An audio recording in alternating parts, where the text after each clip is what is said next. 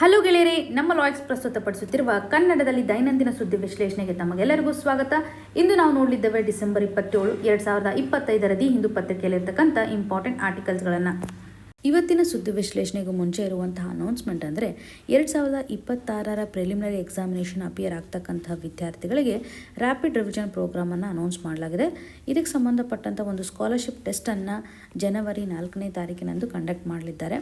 ಈ ಒಂದು RRP ನಡಿನಲ್ಲಿ subject wise ಮಾಡ್ಯೂಲ್ಸ್ಗಳನ್ನು ನೀವು ಗಮನ ಹರಿಸ್ಬೋದು. ಇಲ್ಲಿ ಹೈ ಈಲ್ಡ್ ಏರಿಯಾನ ಫೋಕಸ್ ಮಾಡೋದ್ರ ಮುಖಾಂತರ ಎಫೆಕ್ಟಿವ್ ವೇನಲ್ಲಿ ರಿವಿಷನ್ ಮಾಡಲಾಗುತ್ತೆ. ಡೈಲಿ ಟೆಸ್ಟ್ಗಳನ್ನು ಸಹ ಕಂಡಕ್ಟ್ ಮಾಡೋದ್ರ ಮುಖಾಂತರ ನಿಮಗೆ ಸೆಲ್ಫ್ ಅಸೆಸ್ಮೆಂಟನ್ನು ಸಹ ಇಲ್ಲಿ ಕೊಡಲಾಗುತ್ತೆ. ಅದಕ್ಕೆ ಸಂಬಂಧಪಟ್ಟಂಥ ಮಟೀರಿಯಲ್ಸನ್ನು ಸಹ ಪ್ರೊವೈಡ್ ಮಾಡಲಾಗುತ್ತೆ.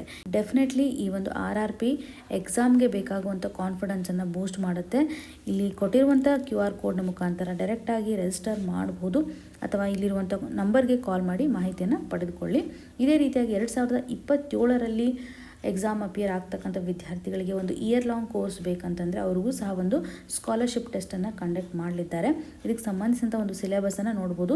50 ಪ್ರಶ್ನೆಗಳನ್ನು ಒಳಗೊಂಡಂಥ ಒಂದು ಟೆಸ್ಟನ್ನು ಇಲ್ಲಿ ಗಮನ ಹರಿಸಬೇಕಾಗುತ್ತೆ. ಸ್ಕಾಲರ್ಶಿಪ್ ಟೆಸ್ಟನ್ನು ಅಪಿಯರ್ ಆದಮೇಲೆ ನಿಮ್ಮೊಂದು ರ್ಯಾಂಕಿಂಗ್ನ ಆಧಾರದ ಮೇಲೆ ಸ್ಕಾಲರ್ಶಿಪ್ ರಿವಾರ್ಡ್ಸನ್ನು ಕೊಡಲಾಗುತ್ತೆ. ಸೊ ಈ ಒಂದು ಇಯರ್ ಲಾಂಗ್ ಕೋರ್ಸಸ್ಗೆ ಸಂಬಂಧಿಸಿದಂತೆ ಏನೇ ಮಾಹಿತಿ ಬೇಕಿದ್ರೂ ಇಲ್ಲಿರುವಂಥ ನಂಬರ್ಗೆ ಹಾಗೆ ನೀವು ಕಾಲ್ ಮಾಡೋದ್ರ ಮುಖಾಂತರ ಡೀಟೇಲ್ಸನ್ನು ಪಡೆದುಕೊಳ್ಬೋದು ಅಥವಾ ಚಂದ್ರಲೇಟಲ್ಲಿ ಲೊಕೇಟ್ ಆಗಿರತಕ್ಕಂಥ ಲಾ ಎಕ್ಸಲೆನ್ಸ್ ಇನ್ಸ್ಟಿಟ್ಯೂಟ್ಗೆ ವಿಸಿಟ್ ಮಾಡಿ ಮಾಹಿತಿಯನ್ನು ಪಡೆದುಕೊಳ್ಬೋದಾಗಿದೆ. ಹಾಗಿದ್ರೆ ಇವತ್ತಿನ ಮೊದಲನೇ ಆರ್ಟಿಕಲ್ ಏನಿದೆ, India flags attacks on minorities in Bangladesh. ಈ ಒಂದು ಇಶ್ಯೂ ನಮಗೆ GS ಪೇಪರ್ 2 ನಡಿಯಲ್ಲಿ international relation India and its ನೇಬರ್ಹುಡ್ಗೆ ಸಂಬಂಧಪಟ್ಟಂತೆ ಸಹಕಾರಿಯಾಗುತ್ತೆ ಅಂತಲೇ ಹೇಳ್ಬೋದು. ಇಲ್ಲಿ ಭಾರತ ಬಾಂಗ್ಲಾದೇಶದಲ್ಲಿ ನಡೀತಾ ಇರುವಂಥ ಒಂದು ವೈಲೆನ್ಸ್ ಆ್ಯಕ್ಟಿವಿಟೀಸ್ಗಳಿಗೆ ಇದು ಮೈನಾರಿಟೀಸ್ಗಳ ವಿರುದ್ಧ ಆಗ್ತಾ ಇರುವಂಥ ಒಂದು ಕೃತ್ಯ ಅಂತ ಹೇಳ್ತಾ ಇದೆ. ಭಾರತದ ಒಂದು ಕನ್ಸರ್ನ್ ಏನಿದೆ, ಮೈನಾರಿಟೀಸ್ಗಳ ವಿರುದ್ಧ ಆಗ್ತಾ ಇರುವಂಥ ವೈಲೆನ್ಸ್ ಅಥವಾ ಇನ್ಸಿಡೆಂಟ್ಗಳಿಗೆ ಸಂಬಂಧಪಟ್ಟಂತೆ ಎಂಫೋಸಿಸನ್ನು ಮಾಡ್ತಾ ಇರುವಂಥದ್ದು.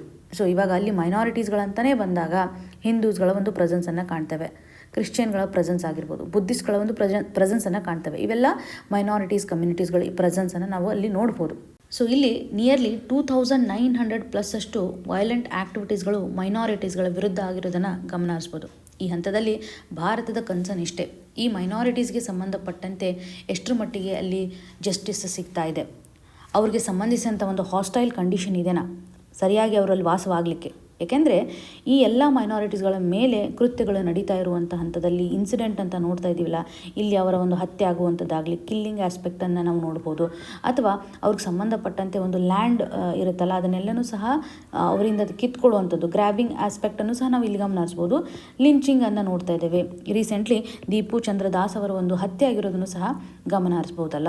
ಸೊ ಇದರ ಆಧಾರದ ಮೇಲೆ ಲಿಂಚಿಂಗ್ ಆ್ಯಕ್ಟಿವಿಟೀಸ್ಗಳು, ಕಿಲ್ಲಿಂಗ್ ಆಗಿರ್ಬೋದು, ಲ್ಯಾಂಡ್ ಗ್ರ್ಯಾಬಿಂಗ್, ಈ ರೀತಿಯಾದಂಥ ಆಸ್ಪೆಕ್ಟ್ಗಳು ನಡೀತಾ ಇದೆ ಅಂತ ಕೆಲವೊಂದಿಷ್ಟು Hindu Buddhist Christian unity council ಏನಿದೆಯಲ್ಲ ಬಾಂಗ್ಲಾದೇಶ್, ಅದರ ಆಧಾರದ ಮೇಲೇ ನಾವು ಕನೆಕ್ಟ್ ಮಾಡ್ಬೋದು. ಅಲ್ಲಿರುವಂಥ ಒಂದು ಆಫಿಷಿಯಲ್ ಡೇಟಾನೇ ನಮಗೆ ಹೇಳ್ತಾ ಇದೆ ಮೈನಾರಿಟೀಸ್ಗೆ ಸಂಬಂಧಪಟ್ಟಂತೆ ಎಷ್ಟರ ಮಟ್ಟಿಗೆ ಅಲ್ಲಿ ತೊಂದರೆಗಳಿದ್ದಾವೆ. ಹಾಗಾಗಿ ಭಾರತದ ಒಂದು ಡಿಮ್ಯಾಂಡ್ ಇಷ್ಟೇ, ಇಲ್ಲಿ ಜಸ್ಟಿಸನ್ನು ನಾವು ಪ್ರೊವೈಡ್ ಮಾಡಬೇಕಾಗಿದೆ. ಯಾರಿಗೆ ಜಸ್ಟಿಸನ್ನು ಪ್ರೊವೈಡ್ ಮಾಡಬೇಕು? ಎಲ್ಲ ಮೈನಾರಿಟೀಸ್ಗಳು, ವಿಕ್ಟಿಮ್ಸ್ಗಳು ಏನಾಗಿದ್ದಾರಲ್ಲ.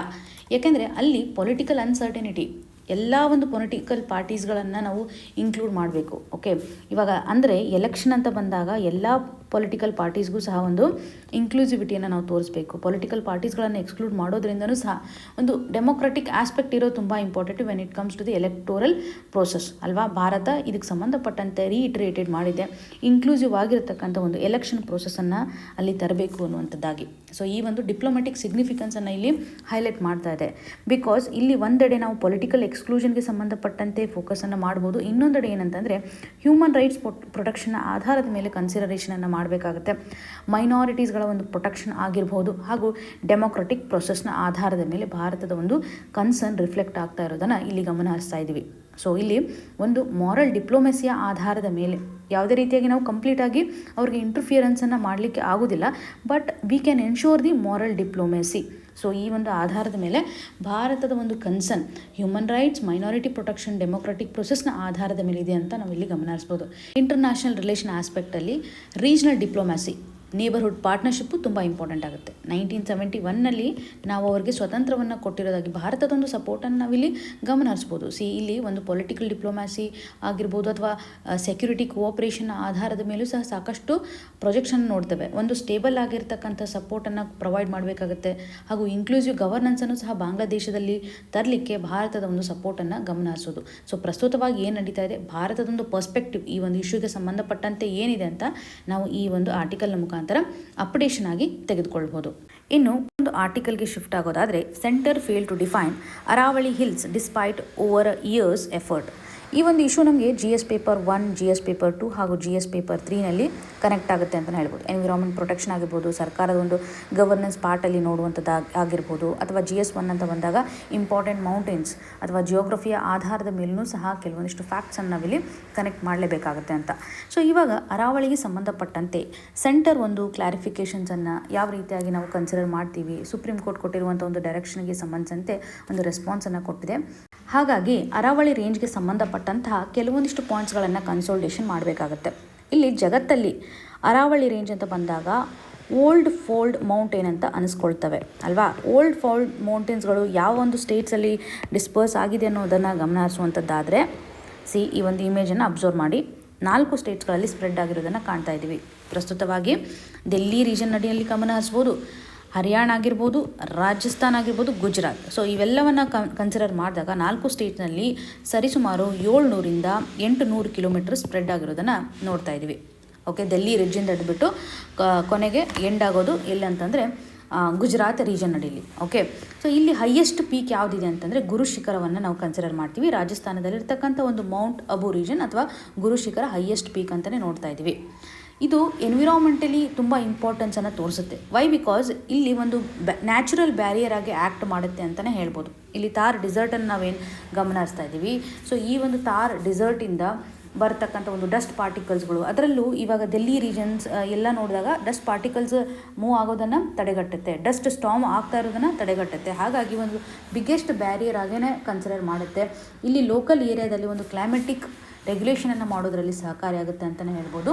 ಸೊ ಇದನ್ನು ನಾವು ಏನು ಮಾಡಬೇಕಾಗಿದೆ, ಎಕಲಾಜಿಕಲಿ ಸೆನ್ಸಿಟಿವ್ ಝೋನ್ ಅಂತ ರಿಕಗ್ನೈಸೇಷನ್ ಮಾಡಬೇಕು ಅಂತ ಮಲ್ಟಿಪಲ್ ಜಡ್ಜ್ಮೆಂಟ್ಸ್ಗಳನ್ನು ಸಹ ಕೋರ್ಟ್ ಕೊಡ್ತಾ ಇರೋದನ್ನು ಗಮನ ಹರಿಸ್ಬೋದು. ಈ ಒಂದು ಅರಾವಳಿ ರೇಂಜಸ್ಗಳು ನ್ಯಾಚುರಲ್ ಬ್ಯಾರಿಯರ್ಸ್ ಆಗಿ ಆ್ಯಕ್ಟ್ ಮಾಡ್ತಾ ಇದ್ದಾವೆ ಅಂತಲೇ ಹೇಳ್ಬೋದು. ಇಲ್ಲಿ ಬಯೋಡೈವರ್ಸಿಟಿಯೂ ಸಹ ಚೆನ್ನಾಗಿದೆ, ಬಯೋಡೈವರ್ಸಿಟಿಗೂ ಸಹ ಸಪೋರ್ಟ್ ಮಾಡುವಂಥದ್ದಾಗಿರ್ಬೋದು. ಡ್ರೈ ಡೆಸಿಡಿಯಸ್ ಫಾರೆಸ್ಟನ್ನು ನಾವಿಲ್ಲಿ ನೋಡ್ತೇವೆ, ಗ್ರಾಸ್ಲ್ಯಾಂಡ್ ಕಂಡೀಷನನ್ನು ಸಹ ನಾವಿಲ್ಲಿ ಗಮನ ಹರಿಸುವಂಥದ್ದು. ಇಂಪಾರ್ಟೆಂಟ್ಲಿ ವೈಲ್ಡ್ ಲೈಫ್ ಕಾರಿಡಾರ್ಸ್ಗಳು ಸಹ ಇಲ್ಲಿ ಎಕ್ಸಿಸ್ಟ್ ಆಗಿರೋದನ್ನು ನೋಡ್ತಾ ಇದ್ದೀವಿ. ಅರಾವಳಿ ವಿಂಧ್ಯ ಲ್ಯಾಂಡ್ಸ್ಕೇಪ್ ಆಗಿರ್ಬೋದು, Sariska Ranthambore wild life corridors ಆಗಿರ್ಬೋದು. ಇಂಪಾರ್ಟೆಂಟ್ ರಿವರ್ ಅಂತಲೂ ಸಹ ನೋಡುವಂಥದ್ದಾದರೆ ಬಾನಸ್ ರಿವರ್ನ ಒಂದು ಪ್ರೆಸೆನ್ಸನ್ನು ಕಾಣ್ತೇವೆ. ಹಾಗೂ ಸಹೀಬಿ ಅಂತಕ್ಕಂಥ ಒಂದು ರಿವರ್ ಆಗಿರ್ಬೋದು, ಲೂನಿ ರಿವರ್ ಏನಿದೆ ಅಲ್ಲ, ಇದು ರನ್ ಆಫ್ ಕಚ್ ನದಿಯಲ್ಲಿ ಕಂಡುಬರುತ್ತೆ. ಇವೆಲ್ಲ ಇಂಪಾರ್ಟೆಂಟ್ಲಿ ಒಂದು ಪ್ರೆಸೆನ್ಸನ್ನು ತೋರಿಸುತ್ತೆ. ಪ್ರಿಲಿಮ್ಸಲ್ಲಿ ಒಂದು ಇಂಪಾರ್ಟೆಂಟ್ ಫ್ಯಾಕ್ಟ್ ಆಗಿ ನಾವಿಲ್ಲಿ ನೋಡ್ಬೋದು. ಇಲ್ಲಿ ಪ್ರಸ್ತುತವಾಗಿ ಸುಪ್ರೀಂ ಕೋರ್ಟ್ ಏನು ಕನ್ಸರ್ನನ್ನು ವ್ಯಕ್ತಪಡಿಸ್ತಾ ಇದೆ ಅಂತಂದರೆ ಇಲ್ಲೀಗಲ್ ಮೈನಿಂಗನ್ನು ಮಾಡಬಾರ್ದು ಅಂತ.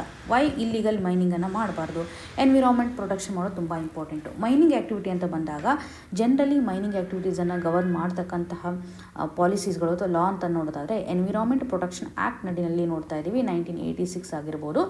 ಫಾರೆಸ್ಟ್ ಕನ್ಸರ್ವೇಷನ್ ಆ್ಯಕ್ಟ್ ಅಂತ ಬಂದಾಗ 1980ನಲ್ಲಿ ಒಂದು ರೆಗ್ಯುಲೇಷನನ್ನು ನೋಡ್ತೀವಿ when it comes to the mining part. Okay, mining ಯಾಕೆ ಇಂಪಾರ್ಟೆಂಟ್ ಆಗುತ್ತೆ? ಅರಾವಳಿ ರೀಜನ್ ಅಡಿಯಲ್ಲಿ ಜನರಲಿ ಒಂದು ಕಾಪರ್ನ ಪ್ರೆಸೆನ್ಸ್ ಇದೆ, ಮಾರ್ಬಲ್ನ ಪ್ರೆಸೆನ್ಸ್ ಇದೆ, ಲೈಮ್ ಸ್ಟೋರ್ ಆಗಿರ್ಬೋದು, ಜಿಂಕ್ಗಳ ಒಂದು ಪ್ರೆಸೆನ್ಸನ್ನು ಕಾಣ್ತಾ ಇದ್ದೀವಿ. ನಮ್ಮ ಒಂದು ಡೆವಲಪ್ಮೆಂಟ್ ಆ್ಯಕ್ಟಿವಿಟೀಸ್ಗಳಿಗೆ ಮಿನರಲ್ಸ್ಗಳು ತುಂಬ ಇಂಪಾರ್ಟೆಂಟ್ ಅಲ್ವಾ. ಸೊ ಹಾಗಾಗಿ ನಾವು ಡೆವಲಪ್ಮೆಂಟನ್ನು ಸಹ ಡಿನೈ ಮಾಡುವಂತಿಲ್ಲ, ಜೊತೆಗೆ ಎನ್ವಿರಾನ್ಮೆಂಟ್ ಕನ್ಸರ್ವೇಷನ್ ಮಾಡೋದನ್ನು ಸಹ ಡಿನೈ ಮಾಡುವಂತಿಲ್ಲ. ಈವನ್ ಕೆಲವೊಂದಿಷ್ಟು ಕಾನ್ಫ್ಲಿಕ್ಟ್ಸ್ಗಳು ಡೆಫಿನೆಟ್ಲಿ ಇದ್ದೇ ಇರುತ್ತೆ. ನ್ಯಾಷನಲ್ ಮಿನರಲ್ ಪಾಲಿಸಿ 2019 ಅಡಿಯಲ್ಲೂ ಸಹ ನಾವು ಕ್ರಿಟಿಕಲ್ ಮಿನರಲ್ಸ್ಗಳನ್ನು ಎಕ್ಸ್ಟ್ರಾಕ್ಟ್ ಮಾಡಬೇಕು ಅಂತ. When it comes to the environmental conservation, ನಾವು ಎನ್ವಿರಾನ್ಮೆಂಟನ್ನು ಕನ್ಸರ್ವ್ ಮಾಡಬೇಕು ಅಂತ. ಸೊ ಇಲ್ಲಿ ಸೈಂಟಿಫಿಕ್ ಬೇಸ್ನ ಆಧಾರದ ಮೇಲೆ ನಾವು ಯಾಕೆ ರೆಗ್ಯುಲೇಷನ್ಸನ್ನು ಮಾಡಬಾರ್ದು ಅನ್ನುವಂಥ ಒಂದು ಆಸ್ಪೆಕ್ಟು. ಪ್ರಸ್ತುತವಾಗಿ ಸುಪ್ರೀಂ ಕೋರ್ಟ್ನ ಒಂದು ಕನ್ಸರ್ನ್ ಏನಿದೆ ಅಥವಾ ಒಂದು ಡೆಫಿನೇಷನನ್ನು ನಾವು ಯಾಕೆ ಫೇಲ್ ಮಾಡ್ತಾ ಇದ್ದೀವಿ ಅಂತ ಹೇಳ್ತಾ ಇದ್ದಾರೆ ಅಂದರೆ, ಈ ಒಂದು ಅರಾವಳಿ ರೇಂಜು ನಮಗೆ ತುಂಬ ಇಂಪಾರ್ಟೆಂಟ್ ಆಗ್ತಾ ಇದೆ ಅಂತಲೇ ಹೇಳ್ಬೋದಲ್ವಾ. ಕ್ಲೈಮೇಟ್ ಬ್ಯಾರಿಯರ್ ಆಗಿ ಆ್ಯಕ್ಟ್ ಮಾಡ್ತಾ ಇದೆ, ಗ್ರೌಂಡ್ ವಾಟರ್ ರಿಚಾರ್ಜ್ಗೆ ಸಂಬಂಧಪಟ್ಟಂಥ ಒಂದು ಸಪೋರ್ಟನ್ನು ಗಮನ ಹರಿಸ್ಬೋದು, ಬಯೋಡೈವರ್ಸಿಟಿ ಹಾಟ್ಸ್ಪಾಟ್ ಆಗಿದ್ದು ಕನ್ಸಿಡರ್ ಮಾಡ್ತಾ ಇದ್ದೀವಿ, ಒಂದು ನ್ಯಾಚುರಲ್ ಶೀಲ್ಡ್ ಆಗಿ ಆ್ಯಕ್ಟ್ ಮಾಡ್ತಾ ಇದೆ when it comes to the dust storm. So ಈ ಒಂದು ಹಂತದಲ್ಲಿ ಪ್ರೊಟೆಕ್ಷನ್ ಮಾಡೋದು ಇಂಪಾರ್ಟೆಂಟ್ ಅಲ್ವಾ. ಸೊ ಇವಾಗ ಪ್ರಸ್ತುತವಾಗಿ ಸರ್ಕಾರದ ಒಂದು ಡೆಫಿನೇಷನನ್ನೇ ನೋಡೋದಾದರೆ ಪ್ರೊಟೆಕ್ಷನನ್ನು ಮಾಡುತ್ತೆ, ನಮ್ಮ ಲಾಗಳು ಏನು ಹೇಳುತ್ತೆ, ಪ್ರೊಟೆಕ್ಷನ್ ಮಾಡುವಂಥ ಒಂದು ಹಂತದಲ್ಲಿ ಇವಾಗ ಒಂದು ಹಿಲ್ ರೀಜನ್ ಅಂತ ತೆಗೆದುಕೊಂಡಾಗ ಈ ಒಂದು ಹಿಲ್ ರೀಜನಲ್ಲಿ 100 ಮೀಟರ್ ಆ್ಯಂಡ್ ಅಬೋವ್ ಇರುತ್ತಲ್ಲ, ಆ ಒಂದು ಹಿಲ್ಲನ್ನು ಪ್ರೊಟೆಕ್ಟ್ ಮಾಡಲಿಕ್ಕೆ ಒಂದು ಡೆಫಿನೇಷನ್ ಹೇಳುತ್ತೆ. ಆ್ಯಕ್ಚುಲಿ ಈ ಒಂದು ಹೈಟನ್ನು ರಿಲೀಫಿಂದ ಕನ್ಸಿಡರ್ ಮಾಡ್ತಾ ಇದ್ದಾರೆ, not from mean sea level. Mean sea ಲೆವೆಲಿಂದ ಕನ್ಸಿಡರ್ ಮಾಡಿದಾಗ ಸಾಕಷ್ಟು ಚಿಕ್ಕ ಪುಟ್ಟ ಹೈಟಲ್ಲಿ ಇರ್ತಕ್ಕಂಥ ಮೌಂಟೇನ್ಸ್ಗಳು ಸಹ ನಮಗೆ ಇಂಪಾರ್ಟೆಂಟು, ಬ್ಯಾರಿಯರಾಗಿ ಆ್ಯಕ್ಟ್ ಮಾಡ್ತಾ ಇರುತ್ತೆ. ಇವುಗಳಲ್ಲಿ ನಾವು ಮೈನಿಂಗ್ ಆ್ಯಕ್ಟಿವಿಟೀಸನ್ನು ಮಾಡಬಾರ್ದು. 100 ಮೀಟರ್ ಅಥವಾ ಅಬೋವ್ ಇರುತ್ತಲ್ಲ, ಅಲ್ಲಿ ಮಾತ್ರ ಮೈನಿಂಗ್ ಆ್ಯಕ್ಟಿವಿಟೀಸ್ಗಳನ್ನು ಪ್ರೊಹಿಬಿಟ್ ಮಾಡಿರೋದನ್ನು ಗಮನ ಹರಿಸ್ತಾ ಇದ್ವಿ.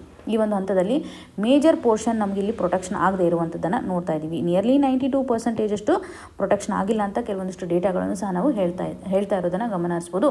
ಸರ್ಕಾರದ ಒಂದು ಅಶ್ಯೂರೆನ್ಸನ್ನು ಸಹ ನಾವು ಇಲ್ಲಿ ನೋಡೋದಾದರೆ ಯಾವುದೇ ರೀತಿಯಾಗಿ ಹೊಸ ಮೈನಿಂಗ್ ಲೈನ್ಸನ್ನು ಪ್ರೊವೈಡ್ ಮಾಡೋದಿಲ್ಲ ಅನ್ನುವಂಥದ್ದಾಗಿರ್ಬೋದು, ಹಾಗೂ ಒಂದು ಮ್ಯಾನೇಜ್ಮೆಂಟ್ ಪ್ಲ್ಯಾನ್ ಫಾರ್ ಸಸ್ಟೈನಬಲ್ ಮೈನಿಂಗ್ಗೆ ಸಂಬಂಧಪಟ್ಟಂತೆಯೂ ಸಹ ಸೀರಿಯಸ್ ಆಗಿ ಎಲ್ಲ ಪ್ರಿಪೇರ್ ಆದಮೇಲೆ ಮೈನಿಂಗ್ ಆ್ಯಕ್ಟಿವಿಟೀಸ್ಗಳನ್ನು ಅಲೋ ಮಾಡುವಂಥದ್ದಾಗಿ ನೋಡ್ತಾ ಇದ್ವಿ. ಸೊ ಇವಾಗ ಸರ್ಕಾರ ಈ ಒಂದು ಇಶ್ಯೂಗೆ ಸಂಬಂಧಿಸಿದಂತೆ, ಯಾಕೆಂದರೆ ಸಾಕಷ್ಟು ಪ್ರೊಟೆಸ್ಟ್ಗಳು ನಡೀತಾ ಇರೋದನ್ನು ನಾವು ನೋಡ್ಬೋದು. ಈ ಒಂದು ಪ್ಲ್ಯಾನ್ ಏನಿದೆಯಲ್ಲ, ಪರ್ಟಿಕ್ಯುಲರ್ಲಿ ಸಸ್ಟೈನಬಲ್ ಮೈನಿಂಗ್ಗೆ ಸಂಬಂಧಿಸಿದ ಪ್ಲ್ಯಾನನ್ನು Indian council of forestry research ಎಜುಕೇಷನ್ನ ಕಂಡಕ್ಟ್ ಮಾಡಲಿದೆ ಅಂತಲೇ ಗಮನ ಹರಿಸ್ಬೋದು. ಸೊ ಪ್ರಿಲಿಮ್ಸ್ ಪರ್ಸ್ಪೆಕ್ಟಿವಲ್ಲಿ ಇಂಪಾರ್ಟೆಂಟ್ ಇಶ್ಯೂ ಅಂತಲೇ ನೋಡ್ಬೋದು.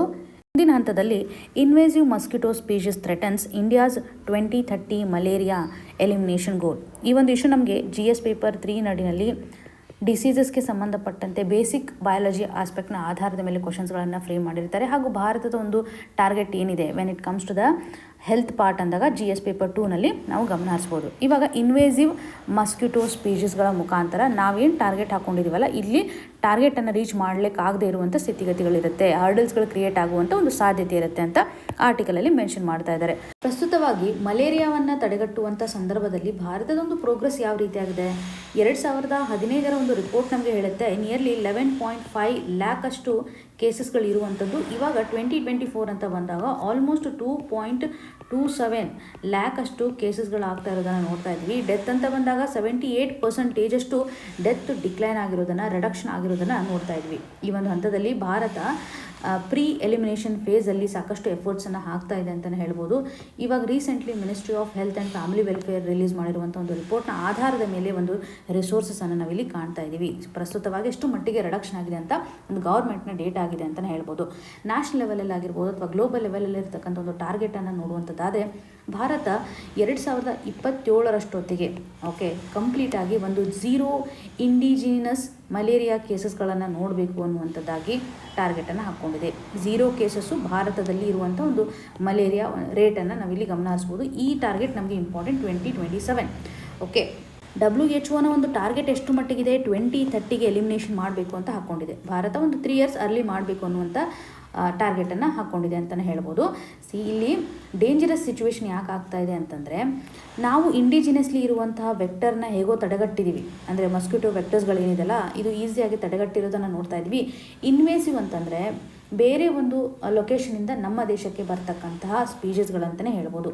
ಸೊ ಇಲ್ಲಿ ಪ್ರಸ್ತುತವಾಗಿ ಅನಾಫಿಲಿಸ್ ಸ್ಟೆಫಿನಿಸ್ ಅಂತಕ್ಕಂಥ ಸ್ಪೀಷೀಸ್, ಪರ್ಟಿಕ್ಯುಲರ್ಲಿ ಪ್ಲಾಸ್ಮೋಡಿಯಂ ಫ್ಯಾಲ್ಸಿಪ್ಯಾರಮನ್ನು ಸ್ಪ್ರೆಡ್ ಮಾಡುವಂಥದ್ದಾಗಲಿ ಅಥವಾ ಪ್ಲಾಸ್ಮೋಡಿಯಂ ವೈವ್ಯಾಕ್ಸನ್ನು ಸ್ಪ್ರೆಡ್ ಮಾಡುವಂಥದ್ದಾಗಲಿ ಕಾಣ್ಬೋದು. ಅರ್ಬನ್ ಏರಿಯಾದಲ್ಲಿ ಇದು ಹೆಚ್ಚು ಕಂಡು ಬರ್ತಾ ಇರೋದನ್ನು ನಾವು ನೋಡ್ತಾ ಇದ್ದೀವಿ. ಜನರಲಿ ಅರ್ಬನ್ ಏರಿಯಾದಲ್ಲಿ ಸಾಕಷ್ಟು ಇನ್ವೇಸಿವ್ ಮಸ್ಕಿಟೋ ಸ್ಪೀಷೀಸ್ಗಳು ಇವಾಗ ಸರ್ವೈವ್ ಆಗಲಿಕ್ಕೆ ಕಾರಣಗಳೇನಂತಂದರೆ ನಿಂತ ನೀರಿನ ಒಂದು ಸ್ಥಿತಿಗತಿಗಳು, ಅಲ್ಲಿ ಒಂದು ಟ್ಯಾಂಕ್ ರಿಲೇಟೆಡ್ ಇರುವಂತೆ ಸುತ್ತಮುತ್ತ ಏರಿಯಾ ಇರುತ್ತಲ್ಲ, ಅಲ್ಲಿ ವಾಟರ್ ಏನಾದರೂ ಸ್ಟಾಪ್ ಆಗಿದ್ದರೆ ಆವಾಗ ಮಸ್ಕಿಟೋದ ಒಂದು ಬ್ರೀಡ್ ಆಗುತ್ತೆ. ಕನ್ಸ್ಟ್ರಕ್ಷನ್ ಸೈಟ್ಸ್ ಆಗಿರ್ಬೋದು, ಟೈರ್ ಆಗಿರ್ಬೋದು. ಸೊ ಈ ರೀತಿಯಾಗಿ ನಿಂತ ನೀರು ಸಪೋರ್ಟ್ ಮಾಡುತ್ತೆ ಅಂತಲೇ ಗಮನ ಹರಿಸ್ಬೋದು. ಇಲ್ಲಿ ಜಾಸ್ತಿ ಪಾಪ್ಯುಲೇಷನ್ ನೋಡ್ತಾ ಇದ್ದರೆ ಈ ಒಂದು ಮಸ್ಕಿಟೋಗೆ ಸಂಬಂಧಪಟ್ಟಂತೆ ಜಾಸ್ತಿ ಜನರಿಗೆ ಇದು ಇಂಪ್ಯಾಕ್ಟನ್ನು ಕ್ರಿಯೇಟ್ ಮಾಡುತ್ತೆ. ಇನ್ಫಾರ್ಮಲ್ ಸೆಟಲ್ಮೆಂಟ್ಸ್ಗಳು ಇರುತ್ತಲ್ಲ, ಮೈಗ್ರೆಂಟ್ ವರ್ಕರ್ಸ್ಗಳು ಸೆಟಲ್ ಆಗಿರ್ತಕ್ಕಂಥ ಏರಿಯಾಗಳಿರುತ್ತಲ್ಲ, ಸಬ್ ಅರ್ಬನ್ ಏರಿಯಾ ಅಂತ ಏನು ಕರಿತೀವಿ. ಸೊ ಇಲ್ಲಿ ಅವ್ರ ಮೇಲೆ ಇಂಪ್ಯಾಕ್ಟನ್ನು ಮಾಡುವಂಥ ಸಾಧ್ಯತೆ ಇರುತ್ತೆ. ಅರ್ಬನ್ ಹೆಲ್ತ್ ಸಿಸ್ಟಮಲ್ಲೂ ಸಹ ಒಂದು ಫ್ರಾಗ್ಮೆಂಟೇಷನನ್ನು ನೋಡ್ತಾ ಇದ್ದೀವಿ. ಹಾಗಾಗಿ ಅರ್ಬನ್ ಏರಿಯಾದಲ್ಲಿ ಮಲೇರಿಯಾಗೆ ಸಂಬಂಧಪಟ್ಟಂತಹ ಸ್ವಲ್ಪ ನಾವು ಕಂಟ್ರೋಲ್ ಮಾಡೋದು ಕಷ್ಟ ಅಂತಲೇ ಗಮನ ಹರಿಸ್ಬೋದು. ಬರ್ಡನ್ಗಳು ಡೆಫಿನೆಟ್ಲಿ ಇದೆ ಕೆಲವೊಂದಿಷ್ಟು ಸ್ಟೇಟಲ್ಲಿ. ಫಾರ್ ಎಕ್ಸಾಂಪಲ್ ಇವಾಗ ಒಡಿಶಾ ಆಗಿರ್ಬೋದು, ತ್ರಿಪುರ, ಮಿಜೋರಾಂ ಸ್ಟೇಟ್ಸ್ಗಳಲ್ಲಿ ಹೆಚ್ಚು ಬರ್ಡನ್ ಇರೋದನ್ನು ನೋಡ್ತಾ ಇದ್ವಿ. ಟ್ರೈಬಲ್ ಮತ್ತು ಫಾರೆಸ್ಟ್ ರೀಜನಲ್ಲಿ ಬರ್ಡನ್ ಇರುತ್ತೆ. ಬಾರ್ಡರ್ ಡಿಸ್ಟ್ರಿಕ್ಸ್ನಲ್ಲೂ ಸಹ ಬರ್ಡನ್ ಇರೋದನ್ನು, ಮೈಗ್ರೆಂಟ್ ವರ್ಕರ್ಸ್ಗೆ ಸಂಬಂಧಪಟ್ಟಂತೆಯೂ ಸಹ ಅರ್ಬನ್ ಏರಿಯಾದಲ್ಲಿ ಬರ್ಡನ್ ಇದೆ ಅಂತ. ಬಿಕಾಸ್ ಇಲ್ಲಿ ನೋಡಿ, ಇನ್ವೇಸಿವ್ ಸ್ಪೀಷೀಸ್ನ ಟ್ರಾನ್ಸ್ಮಿಷನ್ ನೋಡೋದಾದರೆ ಇವಾಗ ಕ್ರಾಸ್ ಬಾರ್ಡರ್ ಟ್ರಾನ್ಸ್ಮಿಷನ್ ಆಗ್ತಿರುತ್ತೆ. ಮಯನ್ಮಾರ್ ಇಂದ ಬರುವಂಥದ್ದಾಗಿರ್ಬೋದು ಅಥವಾ ಬಾಂಗ್ಲಾದೇಶ್ ನಾರ್ತ್ ಈಸ್ಟರ್ನ್ ರೀಜನಲ್ಲಿ ಬರ್ಬೋದು. ಸೊ ಇಲ್ಲಿ ಬೇಸಿಕ್ ಒಂದು ಚಾಲೆಂಜ್ ಏನಿದೆ ಅಂತಂದರೆ, ನಾವು ಈ ಒಂದು ಟಾರ್ಗೆಟನ್ನು ರೀಚ್ ಮಾಡೋಕ್ಕಾಗದೇ ಇರ್ತಕ್ಕಂಥ ಕಂಡೀಷನ್ಗಳು ಏನಿರ್ಬೋದು ಅಂತಂದರೆ, ಒಂದು ಸಿಂಪ್ಟಮ್ಸು ಸಹ ಏನಾಗುತ್ತೆ ಅಂತಂದರೆ ಇನ್ಫೆಕ್ಷನ್ ಆಗಿರುವಂಥ ಸಂದರ್ಭದಲ್ಲಿ ನಮಗೆ ಎಕ್ಸಾಕ್ಟ್ ಐಡೆಂಟಿಫಿಕೇಶನ್ ಮಾಡಲಿಕ್ಕೆ ಆಗೋದಿಲ್ಲ. ಓಕೆ, ಅದನ್ನು ಬೇಸಿಕ್ ಚಾಲೆಂಜ್. ಇದು ಮಲೇರಿಯಾದಿಂದ ಆಗ್ತಾ ಇದೆಯಲ್ಲ ಅಂತ, ಬಿಕಾಸ್ ನಾವು ಒಂದು ಡಿಫಿಕಲ್ಟಿಯನ್ನು ಫೇಸ್ ಮಾಡ್ತಾ ಇದ್ವಿ when it comes to the treatment part. So ಇಮಿಡಿಯೇಟಾಗಿ ಅಸೆಸ್ ಮಾಡೋಕ್ಕಾಗಲ್ಲ, ಯಾಕೆಂದರೆ ಇನ್ವೇಸಿವ್ ಇರೋದ್ರಿಂದ ಡಿಫ್ರೆಂಟ್ ಫೀಚರ್ಸ್ಗಳನ್ನು ತೋರಿಸ್ಬೋದು ಅನ್ನುವಂಥ ಒಂದು ಆಸ್ಪೆಕ್ಟ್. ಪಾಪ್ಯುಲೇಷನ್ ಮೂವ್ಮೆಂಟ್ನ ಆಧಾರದ ಮೇಲೆ, ಮೈಗ್ರೇಷನ್ ಆಧಾರದ ಮೇಲೆ ಸಹ ಚಾಲೆಂಜಸ್ಗಳು ಇರುತ್ತೆ ಅಂತ ಗಮನಿಸ್ಬೋದು. ಇವಾಗ ಪ್ರೈವೇಟ್ ಸೆಕ್ಟರ್ನ ಒಂದು ಕೇಸ್ ರಿಪೋರ್ಟಿಂಗು ಏನಿರುತ್ತಲ್ಲ ಅದು ಇನ್ಕನ್ಸಿಸ್ಟೆಂಟ್ ಆಗಿರುತ್ತೆ. ರಿಪೋರ್ಟ್ ನಡೆಯಲು ಸಹ ತೊಂದರೆಯನ್ನು ಫೇಸ್ ಮಾಡ್ಬೋದು ಅಲ್ವಾ, ಅಥವಾ ಡ್ರಗ್ಗೆ ಸಂಬಂಧಪಟ್ಟಂಥ ಒಂದು ರೆಸಿಸ್ಟೆನ್ಸನ್ನು ತೋರಿಸ್ಬೋದು. ಇವಾಗ ಡಯಾಗ್ನೋಸ್ ಮಾಡಿ ನಾವು ಅವ್ರಿಗೆ ಟ್ರೀಟ್ಮೆಂಟ್ ಮಾಡ್ತಾ ಇದ್ದೀವಿ ಅಂತಂದ್ರೂ ಸಹ ಸರಿಯಾಗಿ ಒಂದು ಎಲಿಮಿನೇಷನ್ ಆಗದೇ ಇರುವಂಥ ಒಂದು ಕಂಡೀಷನ್ ಆಗ್ಬೋದು ಅಂತ ಚಾಲೆಂಜಸನ್ನು ನಾವಿಲ್ಲಿ ಗಮನಿಸ್ಬೋದು. ಸೊ ಟ್ರೀಟ್ಮೆಂಟ್ಗೆ ಸಂಬಂಧಪಟ್ಟಂತೆ ಇನ್ನೂ ಎಫೆಕ್ಟಿವ್ನೆಸ್ಸನ್ನು ತೋರಿಸಬೇಕು. ಅದರಲ್ಲೂ ಸರ್ವಿಲೆನ್ಸ್ ಸಿಸ್ಟಮ್ಗೆ ಸಂಬಂಧಿಸಿದಂತೆ ಸ್ಟ್ರಾಂಗ್ ಆಗಿ ಮಾಡಬೇಕು ಅಂತ, ಸಪ್ಲೈ ಚೈನ್ ರಿಲಯಬಿಲಿಟಿನೂ ಸಹ ಎನ್ಹಾನ್ಸ್ ಮಾಡಬೇಕು ಅನ್ನುವಂಥ ನಿಟ್ಟಿನಲ್ಲಿ ಇವಾಗ ನೋಡಿ ಎಲ್ಲಿ ಬ್ರೀಡಿಂಗ್ ಆಗ್ತಾ ಇರುತ್ತಲ್ಲ ಇವುಗಳನ್ನೆಲ್ಲವನ್ನು ಕಂಟ್ರೋಲ್ ಮಾಡೋದು, ಅರ್ಬನ್ ಏರಿಯಾದಲ್ಲಿ ಗವರ್ನೆನ್ಸನ್ನು ಎನ್ಹಾನ್ಸ್ ಮಾಡೋದು, ಕನ್ಸ್ಟ್ರಕ್ಷನ್ ಸೈಟ್ ರೆಗ್ಯುಲೇಷನನ್ನು ಮಾಡೋದ್ರ ಮುಖಾಂತರ ನಾವು ಈ ಒಂದು ಮಸ್ಕಿಟೋಗೆ ಸಂಬಂಧಪಟ್ಟಂತೆ ಪಾಪ್ಯುಲೇಷನ್ಸನ್ನು ರೆಡ್ಯೂಸ್ ಮಾಡಬೇಕು ಅನ್ನುವಂಥ ಆಧಾರದ ಮೇಲೆ ಮೆನ್ಷನ್ ಮಾಡ್ತಾ ಇದ್ದಾರೆ. ಸೊ ಪ್ರಸ್ತುತವಾಗಿ ಒಂದು ಟಾರ್ಗೆಟ್ ಇದೆ, ಆ ಒಂದು ಟಾರ್ಗೆಟನ್ನು ರೀಚ್ ಮಾಡಲಿಕ್ಕೆ ಎಷ್ಟರ ಮಟ್ಟಿಗೆ ಚಾಲೆಂಜಸ್ ಇದೆ ಅಂತ ಹೇಳ್ಬೋದು. ಗವರ್ನೆನ್ಸ್ ಆಸ್ಪೆಕ್ಟ್ ಅಥವಾ ಹೆಲ್ತ್ ರಿಲೇಟೆಡ್ ಇರುವಂತೆ, ಅಥವಾ ಅರ್ಬನ್ ಏರಿಯಾದಲ್ಲಿ ಏನೇನು ಚಾಲೆಂಜಸ್ಗಳಿರುತ್ತೆ, ಕ್ರಾಸ್ ಬಾರ್ಡರ್ ಇಶ್ಯೂಸ್ಗಳು ಏನಿರುತ್ತೆ when it comes to the disease controlling cooperation ಅಂತ ಗಮನಿಸ್ಬೋದು. ಸೊ ಇನ್ವೇಸಿವ್ ಸ್ಪೀಷಸ್ಗೆ ಸಂಬಂಧಪಟ್ಟಂತೆ ಹಾಗೂ ಪಬ್ಲಿಕ್ ಹೆಲ್ತ್ನ ಆಸ್ಪೆಕ್ಟ್ನ ಆಧಾರದ ಮೇಲೆ ಈ ಒಂದು ಇಶ್ಯೂವನ್ನು ನಾವಿಲ್ಲಿ ಕವರ್ ಮಾಡ್ಬೋದು. ಮುಂದಿನದಾಗಿ social scourge. Child marriage lead to poor outcome in health, education, poverty elevation.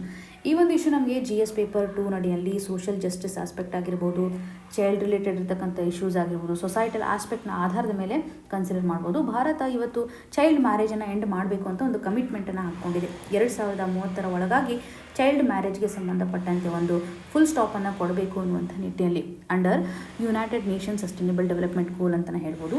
SDGಯ ಆಧಾರದ ಒಳಗಾಗಿ ಚೈಲ್ಡ್ ಮ್ಯಾರೇಜ್ಗೆ ಸಂಬಂಧಪಟ್ಟಂತೆ ಈ ಒಂದು ಚೈಲ್ಡ್ ಮ್ಯಾರೇಜನ್ನು ನಾವು ನೋಡೋದಾದರೆ, ಈ ಒಂದು ಪ್ರಾಕ್ಟೀಸನ್ನು ಮಾಡಿದಾಗ ಆರ್ಟಿಕಲಲ್ಲಿ ಹೇಳೋ ಪ್ರಕಾರ ಹೆಲ್ತ್ ಆಸ್ಪೆಕ್ಟ್ ಆಗಿರ್ಬೋದು, ಎಜುಕೇಷನ್ ಆಗಿರ್ಬೋದು, ಪವರ್ಟಿಗೆ ಸಂಬಂಧಪಟ್ಟಂತೆ ಜೆಂಡರ್ ಇಕ್ವಾಲಿಟಿ, ಪವರ್ಟಿ ರಿಡಕ್ಷನ್ ಇವೆಲ್ಲವೂ ಸಹ ಇಂಟರ್ಲಿಂಕ್ ಇದೆ ಅಂತಲೇ ಹೇಳ್ಬೋದು ಅಲ್ವಾ. ಇವಾಗ ಚೈಲ್ಡ್ ಮ್ಯಾರೇಜ್ ಆಗ್ತಾ ಇದೆ ಅಂತಂದರೆ ಸಾಕಷ್ಟು ಕಾರಣಗಳನ್ನು ನಾವು ಗಮನಿಸ್ತಾ ಇದ್ವಿ. ನಮ್ಮ ಒಂದು ಸೊಸೈಟಿಯಲ್ಲಿರ್ತಕ್ಕಂಥ ಸಿಸ್ಟಮನ್ನು ನೋಡ್ಬೋದು. ಸರ್ಕಾರ ಸಹ ಕೆಲವೊಂದಿಷ್ಟು ಇನಿಷಿಯೇಟಿವನ್ನು ತೆಗೆದುಕೊಂಡು ಬರ್ತಾ ಇದೆ. ಕೆಲವೊಂದಿಷ್ಟು ಡೇಟಾಗಳು ಸಹ ನಮ್ಗೆ ಏನು ಹೇಳುತ್ತೆ ಅಂತಂದರೆ, ನ್ಯಾಷನಲ್ ಫ್ಯಾಮಿಲಿ ಹೆಲ್ತ್ ಸರ್ವೆಗೆ ಸಂಬಂಧಪಟ್ಟಂಥ ಒಂದು ಡೇಟಾವನ್ನು ನಾವು ಗಮನ ಹರಿಸಿದ್ದೆ ಆದರೆ ಪ್ರಸ್ತುತವಾಗಿ 2019 ಹಾಗೂ 2021ರಲ್ಲಿ ನಿಯರ್ಲಿ 23.3% ಚೈಲ್ಡ್ ಮ್ಯಾರೇಜ್ ಆಗಿರೋದನ್ನು ನಾವು ನೋಡ್ತಾ ಇದ್ವಿ. 2005 ಹಾಗೂ 2006ರ ಒಂದು ಸಾಲಿನಲ್ಲಿರುವಂಥ ಡೇಟಾ 47.4%. ಸೊ ರಿಡಕ್ಷನ್ ಆಗಿರೋದನ್ನು ನೋಡ್ತಾ ಇದ್ದೀವಿ. ಬಟ್ ಇಲ್ಲಿ ನಾವು ಸೋಷಿಯೋ ಎಕನಾಮಿಕ್ ಗ್ರೂಪ್ಸ್ನ ಆಧಾರದ ಮೇಲೆ ಅಥವಾ ಸ್ಟೇಟ್ ವೈಸ್ ಕನ್ಸಿಡರೇಷನ್ ಮಾಡಿದಾಗ ಸರಿಯಾಗಿ ನಾವು ಈವನ್ನೆಸ್ಸನ್ನು ತೋರಿಸ್ತಾ ಇಲ್ಲ. ಎಲ್ಲ ಕಡೆ ಡೆವಲಪ್ ಆಗಿರೋದನ್ನು ನೋಡ್ತಾ ಇಲ್ಲ. ಕೆಲವೊಂದಿಷ್ಟು ಸ್ಟೇಟ್ಸಲ್ಲಿ ಹೆಚ್ಚು ಪ್ರಿವಿಲೆನ್ಸ್ ಇದೆ, ಹೈ ಪ್ರಿವಿಲೆನ್ಸ್ ಚೈಲ್ಡ್ ಮ್ಯಾರೇಜನ್ನೇ ನೋಡ್ತಾ ಇದ್ವಿ. ವೆಸ್ಟ್ ಬೆಂಗಾಲ್ ಆಗಿರ್ಬೋದು, ಬಿಹಾರ್ ಆಗಿರ್ಬೋದು, ತ್ರಿಪುರಾಗೆ ಸಂಬಂಧಪಟ್ಟಂತೆ ಹೈಯೆಸ್ಟ್ ಒಂದು ಚೈಲ್ಡ್ ಮ್ಯಾರೇಜನ್ನು ನಾವು ಗಮನಿಸ್ತಾ ಇದ್ದೀವಿ. ನೀವೆಲ್ಲ ಗಮನಿಸ್ಬೋದು, ನಾರ್ತ್ ರೀಜನಲ್ಲೇ ಹೆಚ್ಚು ಈ ಒಂದು ಚೈಲ್ಡ್ ಮ್ಯಾರೇಜ್ ಆಗ್ತಾ ಇರೋದನ್ನು ನಾವು ನೋಡ್ತಾ ಇದ್ದೀವಿ.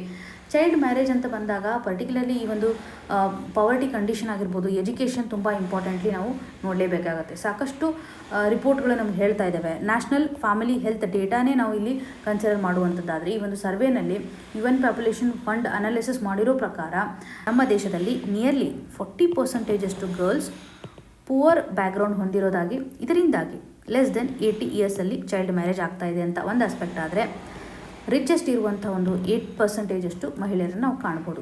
ಒಂದು ಆಸ್ಪೆಕ್ಟನ್ನು ಅಥವಾ ಕಂಪ್ಯಾರಿಸನನ್ನು ಮಾಡ್ತಾ ಇದ್ದಾರೆ. 48% ಗರ್ಲ್ಸ್ಗಳು ಇವಾಗ ಎಜುಕೇಷನ್ ಇಲ್ಲದೆ ಇರುವಂಥ ಹಂತದಲ್ಲಿ ಇವರು ಲೆಸ್ ದೆನ್ 18 ಇರುವಾಗ ಮದುವೆ ಆಗ್ತಾ ಇರುವಂಥದ್ದು ನೋಡ್ತಾ ಇದ್ವಿ. ಹೈಯರ್ ಎಜುಕೇಷನ್ ಅಂತ ಬಂದಾಗ ಕೇವಲ 4% ಹೈಯರ್ ಎಜುಕೇಷನನ್ನು ಕಾಣ್ತಾ ಇದ್ದೀವಿ ಅಂತ. ಸೊ ಇದರಿಂದ ನಮ್ಗೆ ಗೊತ್ತಾಗುತ್ತೆ ಪವರ್ಟಿ ಆಗಿರ್ಬೋದು ಅಥವಾ ಲೋ ಎಜುಕೇಷನ್ ಆಗಿರ್ಬೋದು, ಇವೆರಡರ ಒಂದು ಸ್ಥಿತಿಗತಿಯ ಮುಖಾಂತರ ನಾವು ಹೈಯೆಸ್ಟ್ ಚೈಲ್ಡ್ ಮ್ಯಾರೇಜನ್ನು ನಾವು ಕಾಣ್ತಾ ಇದ್ದೀವಿ. ಓಕೆ, ಸೊ ಇಂಪಾರ್ಟೆಂಟ್ಲಿ ಚೈಲ್ಡ್ ಮ್ಯಾರೇಜ್ಗೆ ರೀಸನ್ಸ್ಗಳು ಏನಿರ್ಬೋದು ಅಂದರೆ ಪವರ್ಟಿ, ಲೋ ಎಜುಕೇಷನ್ ಆಸ್ಪೆಕ್ಟ್ನ ಆಧಾರದ ಮೇಲೆ, ಡೇಟಾಗಳ ಆಧಾರದ ಮೇಲೆ ನಾವು ಇಲ್ಲಿ ಕನೆಕ್ಟ್ ಮಾಡ್ಬೋದು.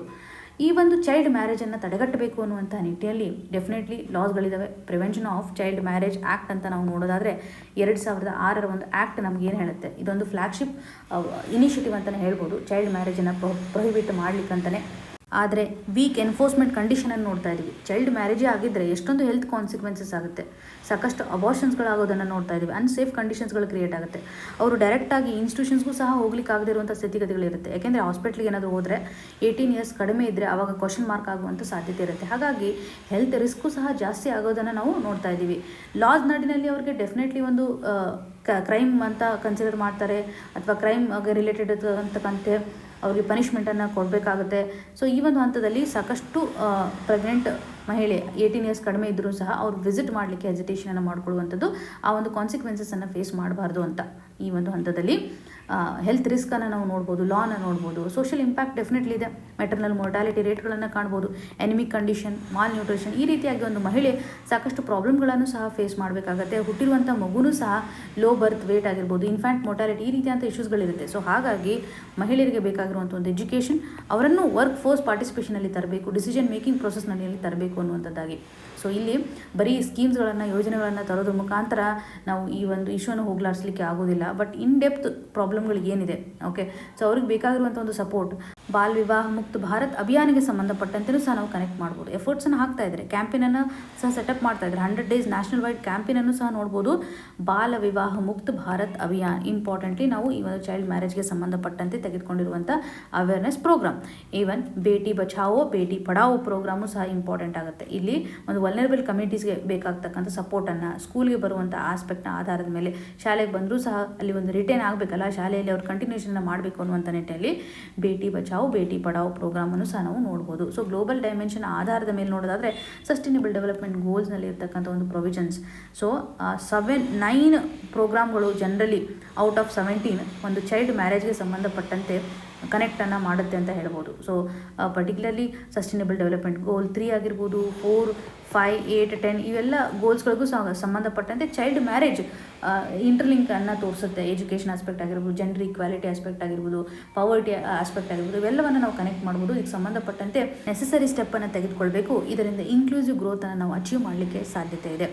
ಚೈಲ್ಡ್ ಮ್ಯಾರೇಜ್ಗೆ ರಿಲೇಟೆಡ್ ಇರುವಂಥ ಒಂದು ರಿಯಾಲಿಟಿ ಯಾವ ರೀತಿಯಾಗಿದೆ, ಪಾಲಿಸಿ ಕಮಿಟ್ಮೆಂಟಲ್ಲಿ ಯಾವ ರೀತಿಯಂಥ ಗ್ಯಾಪ್ ಇದೆ ಆಗಿರ್ಬೋದು, ಪವರ್ಟಿ, ಎಜುಕೇಷನ್ ಗ್ಯಾಪ್ ಆಗಿರ್ಬೋದು, ಹೆಲ್ತ್ ಎಕ್ಸೆಸ್ಗೆ ಸಂಬಂಧಪಟ್ಟಂತೆ ಜೆಂಡರ್ ಈಕ್ವಾಲಿಟಿ ಆಸ್ಪೆಕ್ಟ್ನ ಆಧಾರದ ಮೇಲೆ ಈ ಒಂದು ಇಶ್ಯೂನ ನಾವು ಕನೆಕ್ಟ್ ಮಾಡ್ಬೋದು. ಮೇನ್ಸಲ್ಲಿ ಬೇಕಾಗುವಂಥ ಕೆಲವೊಂದಿಷ್ಟು ಡೈಮೆನ್ಷನ್ಸನ್ನು, ಇಶ್ಯೂ ಯಾವ ರೀತಿಯಾಗಿದೆ ಅಂತ ಇಲ್ಲಿರುವಂಥ ಫ್ಯಾಕ್ಟ್ಸ್ ಆ್ಯಂಡ್ ಫಿಗರ್ಸ್ಗಳನ್ನು ಸಹ ನೀವು ಯೂಸ್ ಮಾಡ್ಕೋಬೋದಾಗಿದೆ.